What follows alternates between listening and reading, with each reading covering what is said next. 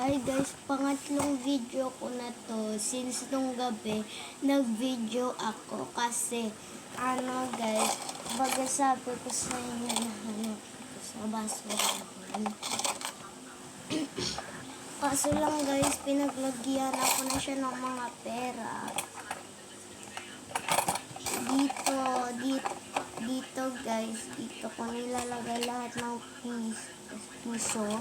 Tapos guys, dito yung mga 5. Tapos dito yung 10 plus 20 ko mga guys. Tapos mga guys, naramdaman ko na baka pangit kapag nilagyan ko ng sticker. So, hindi ko na lang nilagyan ng sticker. So, di ko alam kung anong gagawin ko dito. Since madumi pa yung sa taas, tapos hindi ko pa nalilinisan. So, maglilinis tayo ng dito sa taas. So, kukunin na natin tong wipes natin. So, yung kapatid ko nandito sa baba, sinisipa-sipa ko guys.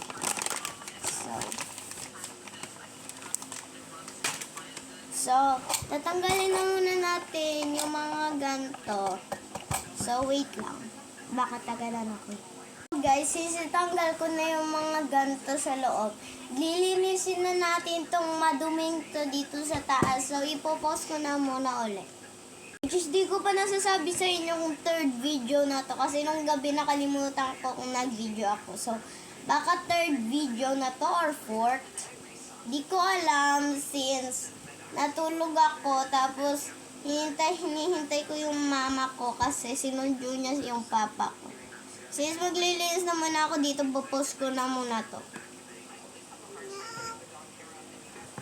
Okay guys, hindi talaga siya mabubura. So, ibabalik na natin yung mga ganito. Tapos, tatapon ko na muna to. So, saglit lang. 2, 4, 6, 9. Okay guys, so ilalagay ko na yung mga pera ko ulit. Ibabalik ko na itong mga pera ko. Dito yung mga 5.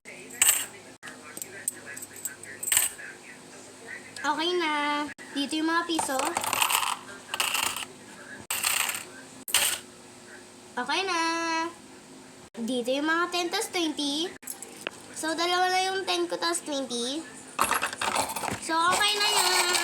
So, meron pa tayong baba dito. Hindi ko alam kung anong lalagyan natin. Kasi lang pinibig ko na to. So, guess kung anong palalagyan ko na mga pera na na totoo. Hindi peke. Totoo gusto ko guys.